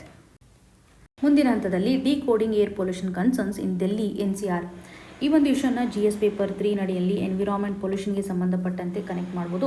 ಡೆಲ್ಲಿಯಲ್ಲಿ ಆಗ್ತಾ ಇರುವಂಥ ಒಂದು ಪೊಲ್ಯೂಷನ್ಗೆ ಕಾರಣಗಳು ಏನಿರ್ಬೋದು, ಪ್ರಸ್ತುತವಾಗಿ ನಾವು ಸ್ಟಬಲ್ ಬರ್ನಿಂಗ್ನ ಆಧಾರದ ಮೇಲೆ ಕನ್ಸಿಡರ್ ಮಾಡ್ತೀವಿ. There are other reasons. Vehicular ಎಮಿಷನ್ಸನ್ನು ಆಥರ್ ಅವರು ಇಲ್ಲಿ ಫೋಕಸ್ ಮಾಡ್ತಾ ಇದ್ದಾರೆ. There are some rules and regulations, but ಅದು ಯಾಕೆ ಇನ್ನೂ ಇಂಪ್ಲಿಮೆಂಟ್ ಆಗ್ತಾ ಇಲ್ಲ ಅನ್ನುವಂಥ ಒಂದು ಕ್ವಶನ್ ಮಾರ್ಕ್ನ ಮುಖಾಂತರ ನೋಡ್ಬೋದು. ಸೊ ಇಲ್ಲಿ ಪ್ರೈಮರಿಲಿ ಒಂದು ಸೋರ್ಸನ್ನು ನೋಡೋದಾದರೆ ಪೊಲ್ಯೂಷನ್ ಅಂತ ಬಂದಾಗ ಡೆಲ್ಲಿ ರೀಜನ್ ನಡಿನಲ್ಲಿ ಪರ್ಟಿಕ್ಯುಲರ್ಲಿ ಒಂದು ವೆಹಿಕ್ಯುಲರ್ ಎಮಿಷನ್ಸನ್ನು ನಾವು ಕನ್ಸಿಡರ್ ಮಾಡಲೇಬೇಕಾಗುತ್ತೆ. ವೆಹಿಕ್ಯುಲರ್ ಎಮಿಷನ್ನ ಒಂದು ಕಾಂಟ್ರಿಬ್ಯೂಷನಲ್ಲಿ ಪರ್ಟಿಕ್ಯುಲೇಟ್ ಮ್ಯಾಟರ್ 2.5 ನೋಡ್ತೇವೆ. ಕಾರ್ಬನ್ ಮೊನಾಕ್ಸೈಡ್ ಆಗಿರ್ಬೋದು, ಬೆನ್ಸಿನ್ ಕಂಟೆಂಟ್ ಆಗಿರ್ಬೋದು, ನೈಟ್ರೋಜನ್ ಆಕ್ಸೈಡ್ಸ್, ಇವೆಲ್ಲವೂ ಸಹ ಒಂದು ಗ್ಯಾಸಸ್ಗಳು ತುಂಬ ಇಂಪ್ಯಾಕ್ಟನ್ನು ಮಾಡ್ತಾ ಇದೆ when it comes to the pollution. So author ಅವರು ಇಲ್ಲಿ ವ್ಯಕ್ತಪಡಿಸ್ತಾ ಇರೋದೇನಂತಂದರೆ, despite stubble burning is also one of the contributor. Punjab ಮತ್ತು ಹರಿಯಾಣದಿಂದ ಆಗ್ತಾ ಇರುವಂಥ ಈ ಒಂದು ಸ್ಟಬಲ್ ಬರ್ನಿಂಗಿಂದನೂ ಸಹ ಎಮಿಷನ್ಸ್ ಆಗ್ತಾ ಇದೆ. ವೆಹಿಕ್ಯುಲರ್ ಎಮಿಷನ್ಸ್ ತುಂಬ ಆಗುತ್ತೆ ಅಂತ ಪೊಲ್ಯೂಟರ್ ಪೇಸ್ ಪ್ರಿನ್ಸಿಪಲ್ಗೆ ಸಂಬಂಧಪಟ್ಟಂತೆ ಹೈಲೈಟ್ ಮಾಡ್ತಾ ಇದ್ದಾರೆ. ಪೊಲ್ಯೂಟರ್ ಪೇಸ್ ಪ್ರಿನ್ಸಿಪಲ್ ಅನ್ನುವಂಥದ್ದು ಒಂದು ಲೀಗಲ್ ಪೊಸಿಷನನ್ನು ನೋಡೋದಾದರೆ Vellore citizens welfare forum versus union of India case ನಡೆಯಲ್ಲಿ ಪರ್ಟಿಕ್ಯುಲರ್ಲಿ ಸುಪ್ರೀಂ ಕೋರ್ಟ್ ಈ ಒಂದು ಪೊಲ್ಯೂಟರ್ ಪೇಸ್ ಪ್ರಿನ್ಸಿಪಲನ್ನು ಎತ್ತಿ ಹಿಡಿದಿದೆ ಅಂತ ಹೇಳ್ಬೋದು. ಇಂಡಿಯನ್ ಲಾನ ಒಂದು ಪಾರ್ಟ್ ಅಂತಲೇ ಕನ್ಸಿಡರ್ ಮಾಡುವಂಥದ್ದು. Vellore citizen welfare forum versus union of India ಈ ಒಂದು ಕೇಸ್ ನಮಗೆ ಇಂಪಾರ್ಟೆಂಟ್. ಈ ಒಂದು ಕೇಸ್ ನಡಿನಲ್ಲಿ ಪೊಲ್ಯೂಟರ್ ಪೇಸ್ ಪ್ರಿನ್ಸಿಪಲ್ಗೆ ಸಂಬಂಧಪಟ್ಟಂತೆ ಸುಪ್ರೀಂ ಕೋರ್ಟ್ ಸಪೋರ್ಟನ್ನು ಮಾಡಿರೋದಾಗಿ ಎಸ್ ಅಂತ ಹೇಳ್ತಾ ಇದೆ. ಇದರೊಂದಿಗೆ ಸ್ಟ್ಯಾಟ್ಯುಟರಿ ರಿಕಗ್ನೈಷನ್ ನೋಡ್ತಾ ಇದ್ವಿ. ನ್ಯಾಷನಲ್ ಗ್ರೀನ್ ಟ್ರಿಬ್ಯುನಲ್ ಆ್ಯಕ್ಟ್ ನಡಿನಲ್ಲೂ ಸಹ 2010ರಲ್ಲಿ ಒಂದು ಸ್ಟ್ಯಾಟ್ಯುಟರಿ ರಿಕಗ್ನೈಷನ್ ಪ್ರೊವೈಡ್ ಮಾಡಿದೆ. ಅಂದರೆ ಪೊಲ್ಯೂಷನನ್ನು ಕಂಟ್ರೋಲ್ ಮಾಡಲಿಕ್ಕೆ ಇರ್ತಕ್ಕಂಥ ಒಂದು ಟ್ರಿಬ್ಯುನಲ್ ಅಂತಲೇ ಹೇಳ್ಬೋದು. ಸೊ ಈ ಒಂದು ಪ್ರಿನ್ಸಿಪಲ್ಸ್ ನಡಿನಲ್ಲಿ ಪೊಲ್ಯೂಷನ್ ರಿಲೇಟೆಡ್ ಇರುವಂತೆ ಅಥವಾ ಎನ್ವಿರಾನ್ಮೆಂಟ್ಗೆ ಏನಾದರೂ ಡ್ಯಾಮೇಜ್ ಮಾಡಿದರೆ ಅದಕ್ಕೆ ಸಂಬಂಧಪಟ್ಟಂತೆ ಪೇಮೆಂಟನ್ನು ಮಾಡಬೇಕು ಅಂತ. ಆದರೆ there are some problems when it comes to the implementation ಅಲ್ವಾ. ಸೊ ಕೇವಲ ಈ ಒಂದು PPP ಮುಖಾಂತರ ನಾವು ಪೊಲ್ಯೂಷನ್ಸನ್ನು ಕಂಟ್ರೋಲ್ ಮಾಡಲಿಕ್ಕೆ ಆಗೋದಿಲ್ಲ ಅಂತ. ಯಾಕೆಂದರೆ ನೀವು ಐಡೆಂಟಿಫೈ ಮಾಡಬೇಕಲ್ಲ, ಒಂದು ಪೇಮೆಂಟ್ ಅಂತ ಬಂದಾಗ ಅಥವಾ ಯಾರು ಇವಾಗ ಪೊಲ್ಯೂಷನನ್ನು ಮಾಡ್ತಾ ಇದ್ದಾರೆ ಅಂತಂದರೆ, ಒಂದು ಪೊಲ್ಯೂಷನ್ ಆಗುವಂಥ ಸಂದರ್ಭದಲ್ಲಿ ಮಲ್ಟಿಪಲ್ ಪಾಯಿಂಟ್ ರಿಸೋರ್ಸಸ್ಗಳನ್ನು ನಾವು ಕಾಣ್ತೇವೆ. ಸೊ ಮಲ್ಟಿಪಲ್ ಸೋರ್ಸಸ್ ಅಂತಲೇ ಹೇಳ್ಬೋದು. ವೆಹಿಕಲಿಂದ ಆಗಿರ್ಬೋದು, ಇಂಡಸ್ಟ್ರಿಯ ಮುಖಾಂತರ ಆಗಿರುತ್ತೆ, ನಾವು ಎಕ್ಸಾಕ್ಟ್ಲಿ ಹೇಳಿಕ್ಕಾಗೋದಿಲ್ಲ. ಅಥವಾ ಇವಾಗ ನೋಡಿ ನಾನ್ ಪಾಯಿಂಟ್ ಸೋರ್ಸಸ್ ಅಂತ ಕೆಲವೊಂದು ಸರ್ತಿ ಇರುತ್ತೆ. ಫಾರ್ ಎಕ್ಸಾಂಪಲ್ ಇವಾಗ ಡಸ್ಟ್ ಅನ್ನೋದಾಗಲಿ, ಅಗ್ರಿಕಲ್ಚರ್ ಆ್ಯಕ್ಟಿವಿಟೀಸ್ ಅಂತ ಇದ್ದಾಗ ಅಲ್ಲಿ ನಾವು ಪೇಮೆಂಟನ್ನು ಅಲಿಗೇಷನ್ ಆಗಿ ಕನ್ಸಿಡರ್ ಮಾಡ್ಲಿಕ್ಕೆ ಆಗುತ್ತಾ ಅನ್ನುವಂಥದ್ದಾಗಿರ್ಬೋದು. ಟ್ರಾನ್ಸ್ ಬೌಂಡ್ರಿ ಮತ್ತು ಲಾಂಗ್ ರೇಂಜ್ ಟ್ರಾನ್ಸ್ಪೋರ್ಟು ಸಹ ಆಗ್ತಾ ಇರುತ್ತಲ್ಲ. ಸೊ ಇದರ ಆಧಾರದ ಮೇಲೂ ಸಹ ಕ್ವಶನ್ ಮಾರ್ಕನ್ನು ನಾವು ಕ್ರಿಯೇಟ್ ಮಾಡಬೇಕಾಗತ್ತೆ. ಯಾರಿಗೆ ನಾವು ಪೇ ಮಾಡುವಂಥ ಕೇಳುವಂಥ ಒಂದು ಕ್ವಶನ್ ಮಾರ್ಕು ಸಹ ಇಲ್ಲಿ ನೋಡ್ಬೋದು. So water pollution is different when it comes to the air pollution part. ಇದು ತುಂಬ ಒಂದು ಚಾಲೆಂಜನ್ನು ಕ್ರಿಯೇಟ್ ಮಾಡುತ್ತೆ ಅಂತಲೇ ಹೇಳ್ಬೋದು. ಪೊಲ್ಯೂಷನ್ ಇವಾಗ ಭಾರತಕ್ಕೆ ಮಾತ್ರ ಸೀಮಿತ ಇದೆನಾ? ಗ್ಲೋಬಲ್ ಲೆವೆಲಲ್ಲೂ ಸಹ ಪೊಲ್ಯೂಷನ್ ಆಗ್ತಾ ಇದೆ. ಬೇರೆ ಬೇರೆ ಯೂನಿಯನ್ಗಳು ಯಾವ ರೀತಿ ಅಂತ ರೆಸ್ಪಾನ್ಸನ್ನು ತೋರಿಸ್ತಾ ಇದೆ. ಈ ಫಾರ್ ಎಕ್ಸಾಂಪಲ್ ಯುರೋಪಿಯನ್ ಆಸ್ಪೆಕ್ಟ್ ಅಂತಲೇ ನೋಡೋದಾದರೆ ಅಲ್ಲಿರುವಂಥ ಇಂಪಾರ್ಟೆಂಟ್ ಕೇಸ್ ಸ್ಟ್ಯಾನ್ಲಿ ಕೇಸ್ ಅಂತ ನೋಡ್ತಾ ಇದ್ದೀವಿ. ಇಲ್ಲಿ ಯುರೋಪಿಯನ್ ಕೋರ್ಟ್ ಒಂದು ಜಸ್ಟಿಫಿಕೇಷನ್ನು ಕೊಡ್ತಾ ಇದೆ. ಯಾವುದೇ ರೀತಿಯಾಗಿ ನಾವು ಲಯಬಿಲಿಟಿಯನ್ನು ಇಂಪೋಸ್ ಮಾಡುವಾಗ ಅದರ ಒಂದು ಪ್ರೊಪೋರ್ಷನಾಲಿಟಿ ಆ್ಯಕ್ಚುಯಲ್ ಕಾಂಟ್ರಿಬ್ಯೂಟರ್ ಮೇಲೆ ಇಂಪೋಸ್ ಮಾಡಬೇಕು ಅನ್ನುವಂಥ ನಿಟ್ಟಿನಲ್ಲಿ liability must be proportionate to the actual contribution ಅನ್ನುವಂಥದ್ದಾಗಿ ಜಜ್ಮೆಂಟನ್ನು ಕೊಡ್ತಾ ಇದೆ. ಸೊ ಇಲ್ಲಿ ಒಂದು ಸೀಸನಲ್ ವೈಸ್ ನಾವು ಸ್ಟಬಲ್ ಬರ್ನಿಂಗ್ ಸಂಬಂಧಿಸಿದಂತೆ ರೆಸ್ಪಾನ್ಸಿಬಿಲಿಟಿಯನ್ನು ತೋರಿಸ್ತಾ ಇದ್ವಿ ಭಾರತದ ಒಂದು ಕಂಟೆಕ್ಸ್ಟನ್ನು ನೋಡಿದಾಗ ನಾವು ವೆಹಿಕ್ಯುಲರ್ ಎಮಿಷನ್ಸ್ನ ಮುಖಾಂತರ ಸಾಕಷ್ಟು ಕಾಂಟ್ರಿಬ್ಯೂಷನ್ ಆಗ್ತಾ ಇದೆ ಅಂತಲೇ ಗಮನಿಸ್ಬೋದು. ಯಾರ ಮೇಲೆ ನಾವು ಇಂಪೋಸ್ ಮಾಡಬೇಕು ಅನ್ನುವಂಥ ಒಂದು ರೆಲೆವೆನ್ಸನ್ನು ಕನೆಕ್ಟ್ ಮಾಡ್ಬೋದಲ್ವಾ. ಇವಾಗ ಟ್ರಾನ್ಸ್ ಬೌಂಡರಿ ಏರ್ ಪೊಲ್ಯೂಷನ್ ಅಂತ ನೋಡುವಂಥದ್ದಾದರೆ ಗ್ಲೋಬಲ್ ಲೆವೆಲಲ್ಲಿರುವಂಥ ಒಂದು ಕಂಟೆಕ್ಸ್ನ ಆಧಾರದ ಮೇಲೆ ಟ್ರೇಲ್ ಸ್ಮೆಲ್ಟರ್ ಆರ್ಬಿಟ್ರೇಷನ್ಗೆ ಸಂಬಂಧಪಟ್ಟಂತೆ ನಾವು ಇಲ್ಲಿ ನೋಡೋದಾದರೆ US ಇವತ್ತು ಕೆನಡಾ ಮೇಲೆ ಪೊಲ್ಯೂಷನ್ನ ಆಧಾರದ ಮೇಲೆ ಒಂದು ಲಯಬಿಲಿಟಿಯನ್ನು ಇಂಪೋಸ್ ಮಾಡಿರೋದಾಗಿ ನೋಡ್ತಾ ಇದ್ದೀವಿ. ಸೊ ಇದರಿಂದ ನಮ್ಗೆ ಗೊತ್ತಾಗುತ್ತೆ ಈವನ್ ಬಾರ್ಡರ್ ಇದ್ರೂ ಸಹ ನಾವಿಲ್ಲಿ ಏನು ಕನ್ಸಿಡರ್ ಮಾಡಬೇಕು, ಯಾರಿವತ್ತು ಪೊಲ್ಯೂಷನನ್ನು ಹೆಚ್ಚು ಮಾಡ್ತಾ ಇದ್ದಾರೆ ಅವರು ಲಯಬಲ್ ಆಗಿರ್ತಾರೆ ಅಂತ. Even Zhang at all nature 2017 mention ಮಾಡಿರೋ ಪ್ರಕಾರ ಈ ಒಂದು ಪರ್ಟಿಕ್ಯುಲೇಟ್ ಮ್ಯಾಟರ್ 2.5 ಏನಿದೆ ಅಲ್ಲ, ಇಂಟರ್ನ್ಯಾಷನಲ್ ಲೆವೆಲಲ್ಲಿರ್ತಕ್ಕಂಥ ಒಂದು ಟ್ರೇಡ್ಗೆ ಲಿಂಕನ್ನು ಮಾಡ್ತಾ ಇದೆ ಅಂತ. ಅಟ್ಮಾಸ್ಫಿರಿಕ್ ಟ್ರಾನ್ಸ್ಪೋರ್ಟ್ ನಡಿನಲ್ಲಿ ಹೆಚ್ಚು ಕಾಂಟ್ರಿಬ್ಯೂಷನನ್ನು ಮಾಡ್ತಾ ಇದೆ ಅನ್ನುವಂಥದ್ದನ್ನು ಹೇಳ್ತಾ ಇದ್ದಾರೆ. ಅಂದರೆ ಪೊಲ್ಯೂಷನ್ ಕೇವಲ ಒಂದು ಏರಿಯಾಗೆ ರಿಸ್ಟ್ರಿಕ್ಷನನ್ನು ಹೊಂದಿಸ್ತಾ ಇಲ್ಲ, ಬೇರೆ ಬೇರೆ ಒಂದು ಬಾರ್ಡರ್ ಇಂದನೂ ಬರುತ್ತೆ ರಾಷ್ಟ್ರಗಳಿಗೆ ಅನ್ನುವಂಥದ್ದಾಗಿ ಗಮನಿಸ್ಬೋದು. ಇಂಟರ್ನ್ಯಾಷನಲ್ ಲೆವೆಲಲ್ಲೂ ಸಹ ಲೀಗಲ್ ಫ್ರೇಮ್ವರ್ಕ್ನ ಆಧಾರದ ಮೇಲೆ convention on long range transboundary air ಪೊಲ್ಯೂಷನ್ಗೆ ಸಂಬಂಧಪಟ್ಟಂತೆಯೂ ಸಹ ನಾವಿಲ್ಲಿ ಮೆನ್ಷನ್ ಮಾಡಿರೋದಾಗಿ ಗಮನಿಸ್ಬೋದು. ಏಷ್ಯನ್ ಅಗ್ರಿಮೆಂಟ್ ಹಾಗೂ ಟ್ರಾನ್ಸ್ಬೌಂಡರಿ ಹೇಸ್ ಪೊಲ್ಯೂಷನ್ ರಿಲೇಟೆಡ್ ಇರುವಂತೆ, ಗುಟೆನ್ಬರ್ಗ್ ಪ್ರೋಟೋಕಾಲ್ ರಿಲೇಟೆಡ್ ಇರುವಂತೆಯೂ ಸಹ ಇಲ್ಲಿ ಮೆನ್ಷನ್ ಮಾಡಿರೋದಾಗಿ ನಾವು ನೋಡ್ತಾ ಇದ್ದೀವಿ. ಪ್ರಸ್ತುತವಾಗಿ ಗ್ಲೋಬಲ್ ಲೆವೆಲಲ್ಲಿ ಕನ್ವೆನ್ಷನ್ಸ್ಗಳಿದ್ದಾವೆ. ಎಕ್ಸ್ಪ್ಲಿಸಿಟ್ಲಿ ಪರ್ಟಿಕ್ಯುಲೇಟ್ ಮ್ಯಾಟರ್ 2.5 ನಾವು ಗುಟೆನ್ಬರ್ಗ್ ಪ್ರೋಟೋಕಾಲ್ ನಡಿಯಲ್ಲಿ ಮೆನ್ಷನ್ ಮಾಡಿರೋದಾಗಿ ಗಮನಿಸ್ಬೋದು. ಸೊ ಇವಾಗ ಎಲ್ಲ ನೋಡಿದರೆ ಗೊತ್ತಾಗುತ್ತೆ ಗ್ಲೋಬಲ್ ಲೆವೆಲಲ್ಲಿ ಆಗಿರ್ಬೋದು, ರೀಜನ್ ಲೆವೆಲಲ್ಲಿ ಪೊಲ್ಯೂಷನನ್ನು ಕಂಟ್ರೋಲ್ ಮಾಡೋದು ಎಷ್ಟು ಮಟ್ಟಿಗೆ ಇಂಪಾರ್ಟೆಂಟು ಅಂತ. ಸೊ ಇವಾಗ ಪ್ರಸ್ತುತವಾಗಿರುವಂಥ ಒಂದು ಲಾಸನ್ನೇ ನಾವು ಭಾರತದಲ್ಲಿ ತೆಗೆದುಕೊಳ್ಳೋದಾದರೆ ಸುಪ್ರೀಂ ಕೋರ್ಟ್ನ ಒಂದು ಅಪ್ರೋಚ್ನ ಆಧಾರದ ಮೇಲೆ ನಾವು ಮೆನ್ಷನ್ ಮಾಡುವಂಥದ್ದಾದರೆ ಕೆಲವೊಂದಿಷ್ಟು ಕೇಸ್ಗಳನ್ನು ಇಲ್ಲಿ ಮೆನ್ಷನ್ ಮಾಡ್ತಾ ಇದ್ದಾರೆ. Jagannath versus union of India ಆಗಿರ್ಬೋದು, Indian council for environment legal action versus union of ಇಂಡಿಯಾಗೆ ಸಂಬಂಧಪಟ್ಟಂಥ ಒಂದು ಕೇಸನ್ನು ಸಹ ನಾವಿಲ್ಲಿ ನೋಡ್ಬೋದು. ಸೊ ಇಲ್ಲಿ ಫೋಕಸ್ ಮಾಡ್ತಾ ಇರೋದೇನಂತಂದರೆ ಒಂದು ಕಾಂಪೆನ್ಸೇಷನನ್ನು ಪ್ರೊವೈಡ್ ಮಾಡಬೇಕು ಯಾರು ವಿಕ್ಟಿಮ್ಸ್ ಇರ್ತಾರೆ ಅವ್ರಿಗೆ, ಯಾಕೆಂದರೆ ಅವ್ರ ಮೇಲೆ ಈ ಒಂದು ಪೊಲ್ಯೂಷನಿಂದ ಭಾಳ ಇಂಪ್ಯಾಕ್ಟ್ ಆಗಿರೋದನ್ನು ನೋಡ್ತಾ ಇದ್ದೇವೆ. ಎನ್ವಿರಾನ್ಮೆಂಟ್ ರಿಸ್ಟೋರೇಷನ್ ಮೇಲೂ ಸಹ ನಾವು ಫೋಕಸ್ ಮಾಡುವಂಥದ್ದಾಗಿರ್ಬೋದು. ಅಥವಾ ಒಂದು ರಿಸಲ್ಟ್ ಎಲ್ಲಿ ತನಕ ಬರಬೇಕು ಅಂದರೆ ಸರ್ಕಾರ ಮಾನಿಟರ್ ಮಾಡಬೇಕು ಒಂದು ಪೊಲ್ಯೂಷನ್ಗೆ ಸಂಬಂಧಪಟ್ಟಂಥ ಮಿಟಿಗೇಷನನ್ನು ಮಾಡಲಿಕ್ಕೆ. ಸೊ ಪೊಲ್ಯೂಷನಿಂದ ತುಂಬ ಪ್ರಾಬ್ಲಮ್ಗಳನ್ನು ನೋಡ್ತಾ ಇದ್ದೀವಿ. ಸೊ ಸೆಕೆಂಡರಿ ಲಯಬಿಲಿಟಿ ಯಾರಿಗೆ ನಾವು ಹಾಕಬೇಕು, ಪ್ರೈಮರಿ ಲಯಬಿಲಿಟಿಯನ್ನು ಯಾರಿಗೆ ಹಾಕಬೇಕು ಅನ್ನುವಂಥ ಒಂದು ಫ್ರೇಮ್ವರ್ಕ್ ನಮಗೆ ಇಲ್ಲಿ ಇಂಪಾರ್ಟೆಂಟ್ ಆಗುತ್ತೆ. ಸಂವಿಧಾನಾತ್ಮಕವಾಗಿ ಇರುವಂಥ ಒಂದು ಲಾಸನ್ನೇ ನಾವು ನೋಡೋದಾದರೆ ವಾಟರ್ ಆ್ಯಕ್ಟ್ ಅಂತ ನೋಡ್ತೇವೆ, ಏರ್ ಆ್ಯಕ್ಟ್ ಅಂತ ನೋಡ್ತೇವೆ, ಎನ್ವಿರಾನ್ಮೆಂಟ್ ಪ್ರೊಟೆಕ್ಷನ್ ಆ್ಯಕ್ಟ್ ಇದೆ, ಹಾಗೂ ಆರ್ಟಿಕಲ್ 48A ನೋಡ್ಬೋದಲ್ವಾ, 51A Gನಲ್ಲಿಯೂ ಸಹ ಮೆನ್ಷನ್ ಮಾಡಿರೋ ಪ್ರಕಾರ. ಸೊ ಪ್ರಸ್ತುತವಾಗಿ ಒಂದು ಡೈರೆಕ್ಟಿವ್ ಪ್ರಿನ್ಸಿಪಲ್ಸ್ ಆಗಿರ್ಬೋದು ಅಥವಾ ಫಂಡಮೆಂಟಲ್ ಡ್ಯೂಟೀಸಲ್ಲೂ ಸಹ ಎನ್ವಿರಾನ್ಮೆಂಟ್ ಪ್ರೊಟೆಕ್ಷನ್ ಆಸ್ಪೆಕ್ಟ್ನ ಆಧಾರದ ಮೇಲೆ ನಾವು ನೋಡ್ತಾ ಇದ್ವಿ. ಬಟ್ ಇಲ್ಲಿ ನಾವು ಪರ್ಸಿಸ್ಟೆಂಟ್ ಆಗಿ ಇಂಪ್ಲಿಮೆಂಟೇಷನನ್ನು ಮಾಡ್ತಾ ಇಲ್ಲ, ಡೆಫಿಸಿಟ್ ಕ್ರಿಯೇಟ್ ಆಗಿದೆ ಅನ್ನುವಂಥ ಕನ್ಸಿಡರ್ ಮಾಡ್ಬೋದು. ಸೊ ಇಲ್ಲಿ ಒಂದು ಪಾಸಿಟಿವಿಟಿ ಅಂತಂದರೆ ನಾವು ಒಂದು ಜುಡಿಷಿಯರಿ ಸಿಸ್ಟಮ್ನ ಮುಖಾಂತರ ಲಾಸ್ಗಳನ್ನು ಎಫೆಕ್ಟಿವ್ ಆಗಿ ತರಬೇಕು ಅನ್ನುವಂಥ ಸಿಗ್ನಲ್ಸ್ಗಳು ಬರುತ್ತೆ ಅಲ್ವಾ. ಬಿಕಾಸ್ ವೆಲ್ಫೇರ್ ಓರಿಯೆಂಟೇಷನ್ ಆಧಾರದ ಮೇಲೆ ಇನಿಷಿಯೇಟಿವನ್ನು ತೆಗೆದುಕೊಂಡಿರ್ತಾರೆ. ಇದಕ್ಕೊಬ್ಬರು ಯಾರಾದರೂ ಹೇಳಬೇಕು ಅಂತಂದರೆ ಸುಪ್ರೀಂ ಕೋರ್ಟ್ ಮಾತ್ರ ಹೇಳಿಕೆಯನ್ನು ಕೊಡಲಿಕ್ಕೆ ಸಾಧ್ಯತೆ ಇದೆ. ಹಾಗೂ ಈ ಒಂದು ಪೊಲ್ಯೂಷನಿಂದಾಗಿ ವಲ್ನರಬಲ್ ಪಾಪ್ಯುಲೇಷನ್ ಮೇಲೆ ಹೆಚ್ಚು ಇಂಪ್ಯಾಕ್ಟನ್ನು ನಾವು ಗಮನಿಸ್ಬೋದು. ಈ ಒಂದು ಹಂತದಲ್ಲಿ ಜುಡಿಷಿಯರಿಯ ರೋಲ್ ಆ್ಯಂಡ್ ರೆಸ್ಪಾನ್ಸಿಬಿಲಿಟಿಯನ್ನು ನಾವು ಕಾಣ್ಬೋದು. ಎನ್ವಿರಾನ್ಮೆಂಟ್ ಆಸ್ಪೆಕ್ಟ್ ಅಂತ ಬಂದಾಗ ಇಲ್ಲಿ ನೋಡಿ ನಾವು ಅರ್ಥ ಮಾಡ್ಕೊಳ್ಬೇಕಾಗಿರುವಂಥ ಒಂದು ಡೈಮೆನ್ಷನ್ ಅಂತಂದರೆ ಈ ಒಂದು PPP ಮಾಡೆಲ್ ಏನಿದೆಯಲ್ಲ, so particularly polluter pays principle ಅಂತ ನಾವಿಲ್ಲಿ ನೋಡ್ತೇವೆ. ನೀವು ಪ್ರಿಲಿಮ್ಸಲ್ಲಿ ಡೈರೆಕ್ಟಾಗಿ ಕೇಳ್ಬೋದು ಇದರ ಆಸ್ಪೆಕ್ಟ್ ಯಾವ ರೀತಿಯಾಗಿದೆ ಅಂತ. ಸೊ ಇದಕ್ಕೆ ಸಂಬಂಧಿಸಿದಂತೆ ಒಂದು ರೀಜನಲ್ ಕೋಆಪ್ರೇಟಿವ್ ಮೆಕ್ಯಾನಿಸಮನ್ನು ತರಬೇಕು, ನಾವು ಎಷ್ಟರ ಮಟ್ಟಿಗೆ ಇದನ್ನು ಇಂಪ್ಲಿಮೆಂಟ್ ಮಾಡ್ತೀವಿ ಅಂತ ಎಫೆಕ್ಟಿವ್ನೆಸ್ಸನ್ನು ತರುವಂಥದ್ದು. ಸೊ ಈ ಒಂದು ಆಧಾರದ ಮೇಲೆ ಗವರ್ನೆನ್ಸ್ ಆಗಿರ್ಬೋದು ಅಥವಾ ಎಥಿಕ್ಸ್ ಎನ್ವಿರಾನ್ಮೆಂಟ್ ಅಪ್ರೋಚ್ ನಡಿನಲ್ಲಿ ಈ ಇಶ್ಯೂನ ನಾವು ಕನೆಕ್ಟ್ ಮಾಡ್ಬೋದು. ಇವತ್ತು ಡಿಸ್ಕಸ್ ಮಾಡಿರುವಂಥ ಆರ್ಟಿಕಲ್ಸ್ಗಳು ನಿಮಗೆ ನೀಟಾಗಿ ಅರ್ಥ ಆಗಿದೆ ಅಂತ ಭಾವಿಸ್ತಾ ಇದ್ದೀನಿ. ನಿಮ್ಗೆ ಏನೋ ಕನ್ಸರ್ನ್ ಇದ್ರೂ ಸಹ ಕಮೆಂಟ್ನ ಮುಖಾಂತರ ತಿಳಿಸಿಕೊಡಿ ಅಂತ ಹೇಳ್ತಾ ಆಲ್ ದಿ ವೆರಿ ಬೆಸ್ಟ್. ಧನ್ಯವಾದಗಳು.